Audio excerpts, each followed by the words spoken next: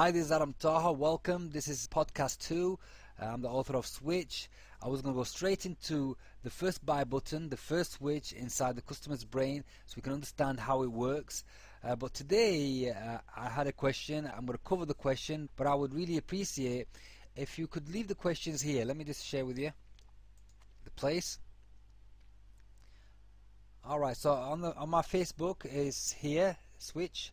I upload the podcast here, so if you leave the questions underneath the podcast, then it gets somebody else, it might spark an idea with somebody else, it might get them to ask other questions and get a debate going. Then I can take all those questions and answer them in the next podcast, and that way everybody else benefits.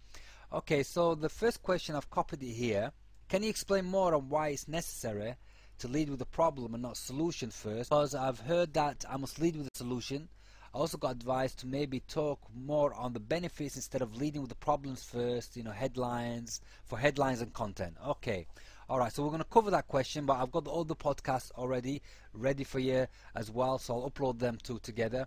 Okay, let's answer this question on why we need to lead with the problem within our marketing message. People have problems. It doesn't matter of colour, culture, country, nationality, beliefs, level of education, or lifestyle, rich or poor. You'll find everyone has problems, and they want those problems to go away or be solved, or they want to avoid them. And I'm going to mention quite a few of the problems right now. People are afraid of being embarrassed, humiliated, seen as failures. They're afraid of losing again. They're afraid of not having enough to pay the mortgage. Some are afraid of disfigurement or ill health. Others are afraid of losing their loved ones, or their life has no meaning.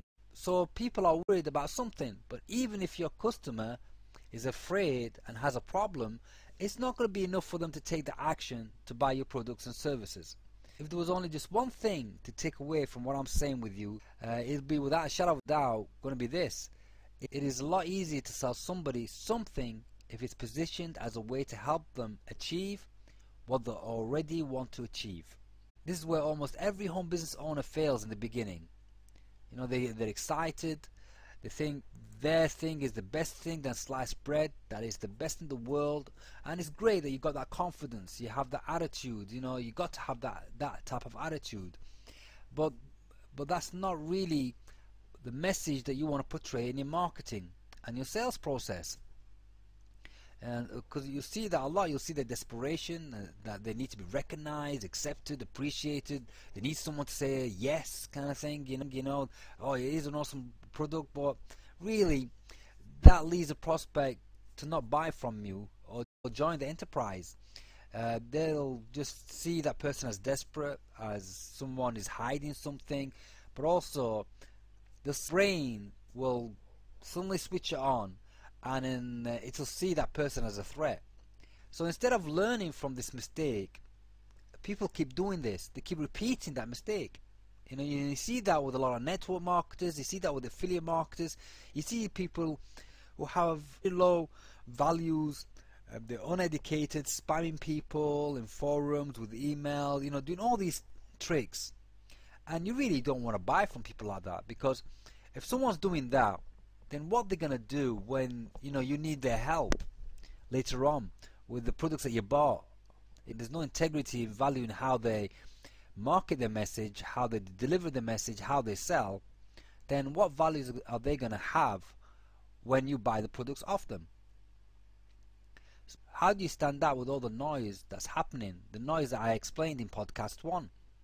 Well, imagine what it feels like to have 100 people first talking to you at the same time. You can't hear anything but noise, and you don't know who to listen to and what to choose. They all sound the same, and they look so desperate, and the desperate people like that, they can't help you to win. That's how the brain thinks. The brain don't see someone as, oh, that person's going to really help me.